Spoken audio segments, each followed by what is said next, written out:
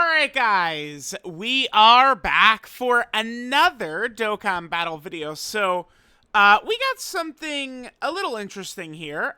This probably doesn't mean anything, but we have seen examples of this a lot in the past. So, saw a little bit of talk, of the new, here, we can just jump right over to it right here. But this is the Dragon Ball Super card game. We've got the new reveals and stuff like that, right? So here, let's just pull that open right there, and then we got this open right here. So here's some of the new cards, okay? Now we can take a look at some of these characters, and you might notice this is really what a lot of people's guesses or, yeah, I guess just guesses for the upcoming anniversary look like. A lot of times, this is not like, I don't know, breaking news or anything like that, but we've seen this before where almost like mysteriously, it's not like something will come to one of the games, right? Like a bunch of the games will get similar stuff, like all kind of right in a row, right? We've seen this many times. Like I remember, Dokkan had the Dokkan Fest PyCon. And then, like, I believe a PyCon might have just come to Legends as well. And then I think PyCon also might have just dropped on, like, Xenoverse 2 at this, like, very close to that. Like, I remember specifically thinking about that, like, dude, PyCon? Like, what are the chances that all these games get this at the same time? So, we just see some of these cards, and look at some of these characters, right? So, we have Daima Goku. We already saw, with all the marketing and stuff like that, they are pushing Daima really hard into the games, at least. Legends has already got a Legends Limited for Daima Goku, which is essentially just like a Dokkan Fest exclusive to UR, right? Legends just got that. There is also gonna be an expansion for Kakarot. We know Dokkan already did have, just kind of like the free-to-play SSRs. So it's not going to be surprising to me if we could see Daima maybe for New Year's. I think New Year's we could see potentially like Daima, GT. I'm not really too sure of like a third potential option. I think Daima or GT for New Year's would make a ton of sense. And keep in mind, as of right now, there's just that dual Dokkan Fest, which is probably going to drop somewhere around the 27th, I think. Somewhere in this range, 25th, 26th, 27th. This is where I think the New Year's dual Dokkan Fest is going to drop. Then after that, the next banners will be probably the 30th anniversary. So what I think is that we could be looking easily at anniversary, right? Like they just gave us the standalone Super Saiyan 3 Gotenks. I think we could easily see standalone Super Vegito, standalone Super Gogeta. I think both of those characters are kind of just like ready to go into Dokkan. We have not seen much representation for Super Vegito or Super Gogeta for quite a while. Now, I know that the Super Gogeta character is very, very good in Dokkan right now. The transforming tech Super Gogeta is an elite character at the exact moment. But I mean, keep in mind, that's a character who originally came out as a Assemble Unit in 2021. June of 2021. And then before that, the last Super Gogeta was, well, I mean, I guess technically it would be 2018, third anniversary probably, right? And then, once 2015, 16, 17, 18, in that range, Dokkan did so many, like, fusions, right? They did so many Goku Black, era characters, so many Super Saiyan Blue characters, right? The early days, I think a lot of times when people talk about, like, what needs to come to Dokkan or what Dokkan has already had, I think people put way too much stock and credence into characters that released within those first couple of years, which, for the most part, don't really matter so much. I think because of the animations, right? Like those generic, like 2016 Kamehamehas and stuff like that. It's essentially as though they didn't even release a character, right? Because Dokkan nowadays, it's all about like recreating like those iconic shots and moments and stuff like that. And all of those original units didn't do that. So because of that, like they can all be redone. I think the chances of Super Vegeta and Super Gogeta are really, really high. And what does really have me pretty excited too, is the fact that Super Saiyan 3 Gotenks, right? The character we just got, he's just Super Saiyan 3 Gotenks, start a turn. No bullshit, no, turn 5, under 70% HP, future saga ally. Like, we're not having to deal with none of that. It's just like turn 1, he's ready to go. That's fun. Not having to deal with annoying transformation conditions. So like a turn 1, I think like a Super Vegito whose intro is like the Kakarot fusion animation into a voiced Yosha for the first time as the intro. Oh, please. Come on. You guys, that's absolutely 10th anniversary headliner material. Now, then, all right, so Janemba's right there. I mean, we do have this Namek Kaioken Goku and Super Saiyan Goku. But there is this. Now, I have seen so much discussion about Namek for 10th anniversary. And for the most part, it doesn't really, like, it doesn't, I don't really see it coming from anything in particular, just like people, in the community like Namek. And it's just, I feel like one person just said that, like, oh, 10th anniversary is supposed to be, the big legendary anniversary. Well, I think, Goku vs. Frieza is the most iconic fight in anime history. It should be Namek. And I feel like it just became like a big, almost like movement in the community, right? I do not think that Namek could be the entire anniversary. No way. No way. Because we saw that in 2018 when it's the whole anniversary, all the events and everything, it was all Namek stuff. But then the seminal LRs were Super Vegito and Super Gogeta, right? Like, I don't know that they have the faith in full Namek. And the reason is because, well, especially nowadays, back then, 2018, it was different, right? Because it was like, they did the 2 LR banners, Vegito and Gogeta, and then I remember Global never got this, but on JP, those characters released again, it would have been like January 30th of 2018, something like that. The next new character that came out was UI Goku on March 18th. Like, think about it. Like, no, like it was ridiculous. It was such a long lull.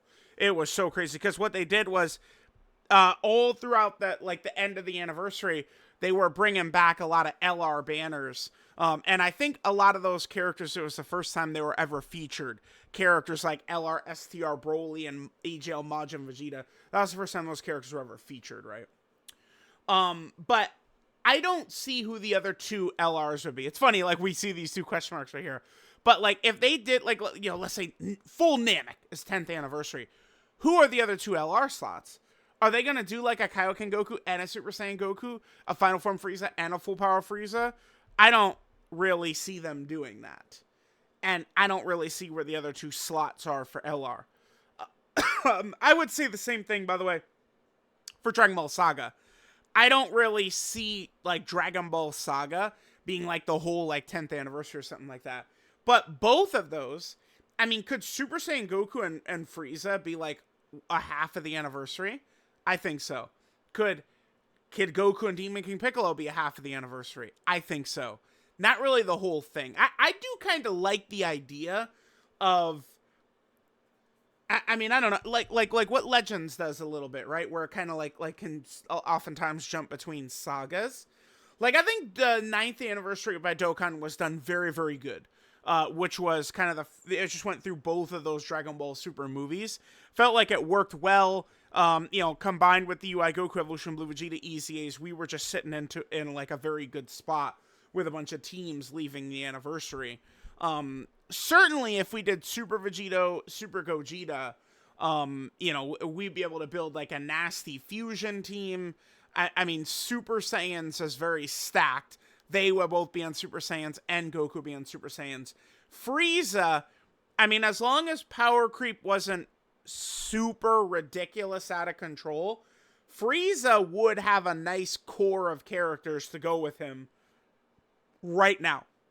Right? Like, and depending upon how good the leader skill could be. You know, we could have easy LR Janemba on there or something like that. Like, let's just quickly, in terms of Frieza, let me just look at the Big Bad Bosses link real quick. Because that's, you know, typically we start with a character like Frieza, this is where we're going to look. And it's like, again, unless power creep goes super wild out of control, you know, potentially depending upon what Frieza's leader skills and stuff could be, you know, characters like Buhan, Super Easy full power Frieza, Janemba, Bio Broly's restricted to full uncontrollable power, so definitely not him. But like LR Turles, Cell Max's restrictions probably would keep him out of this conversation as well. Slug potentially, but his restrictions might keep him out of the conversation also, right? He needs those demonic power category characters. I guess a lot of the Big Bad Bosses characters are heavily restricted, huh? Hirudegarn, are we really going to be running Hirudegarn after he's a year old? Yeah, Frieza would need even more help. I mean, I'm sure via the 10th anniversary they could give him some crazy stuff. I could feel people might mention this guy. Let me get to Wicked Bloodline and then bring up Frieza. This guy. This guy's probably coming up on an easy at some point, but he doesn't really mesh super well with like a lot of other like Frieza type characters because he doesn't have Big Bad Bosses, which, I mean, you know, is the best link by far. And remember, he's also a character that's not on Space Traveling Warriors. He's also not on Terrifying Conquerors. And I would say that does make sense because his role in the Universal Survival Saga, he was not a Terrifying Conqueror in the Universal Survival Saga, right? So I don't even think that's necessarily like a shaft. And he's dead. He's not a Space Traveling Warrior, right? So like on this particular Frieza, like those categories, I do think like it makes sense that he doesn't have those. But I don't think that he would necessarily be too good of like a character. Let me look at Misaka's EZA chart real quick. All right, guys. So here is the EZA character list. So 2022 is added here. I don't think. I actually want to turn down the zoom one more. Yeah, let's do it. Okay. I actually don't think for anniversary we would probably see a lot of 2022 characters EZA. So as of right now, kind of the way they operate is the first time like kind of they like release the limiters or something like that on the EZAs for a year. Dude, 2022 has a nice roster of characters, by the way. Damn. It really does, dude. There's some hitters here. Golden Frieza, this Goku, Cooler, the Gammas, Pat the Power Kid Goku. Dude, these guys are on the board for EZAs now, huh? And then there is some characters who I think history would look at as big fumbles too. Fusion Zamasu, Resurrection F Blues, Raditz, obviously. I mean, Dokkan, they gotta just give Raditz I feel like they would get so much goodwill towards the player base if they gave Raditz an EZA and actually made him like busted. They really should look into that. But like, okay, let's say like, you know, Namek is part 2, right? Like let's just go with it. I mean, could we maybe fast track Ginyu's EZA? Only thing about part 2 is that it is going to take place before part 3, which is where the big boys are going to EZA. And then I think that's when we'll see 2022 characters start to EZA. We do still have a lot to go with 2020 and 2021. Obviously, the final 2 characters from 2019 just EZA'd. The Tech Super Saiyan 2 Goku, Int Super Saiyan 2 / 3 Goku, and the Tech Super Saiyan 2 / Majin Vegeta. I'm looking for characters. So, like, if we do the Super Gogeta, Super Vegito thing, obviously these 2 can EZA. I think this Angel Vegeta very likely could actually EZA next week. So he's probably going to be off the board. I mean, I would say, yeah, this guy, yes. He's definitely going to EZA during the 10th anniversary, right? Super Saiyan 4 Gogeta. I'm looking for something that could help Frieza. I mean, these 2 could EZA. That would be, yeah, I mean, yeah, obviously, right? So maybe Vegito and Gogeta, because the whole point was, like start of turn are good for Vegito and Gogeta, but maybe for these two, they could be transforming, right? And the Namek, the iconic Namek transformation we have in game does look very good. They don't necessarily need to redo it, but it isn't voiced, which is a big deal. And then Frieza, Frieza transforming into full power is kind of like in the STR full power Frieza super attack animation, sort of, right? But like, I guess, we could just make it like a Kaioken Goku transforming into Super Saiyan Goku, Final Form Frieza transforming into full power Frieza, and then they could just easy I got mixed up. They could easy these two to get them ready to go with it. Yeah, I mean, that could make a ton of sense. That'd work well. And then we're going to start moving into 2022. Golden Frieza is going to be so crazy. Some of these characters, man.